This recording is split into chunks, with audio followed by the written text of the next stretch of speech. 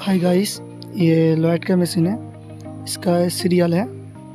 इसका CL problem आ रहा है। सीएल मतलब क्लीनिंग। और ये सीएल रिमूव करने के लिए ये टर्बो बटन को रिमोट का 4 बार प्रेस करना है।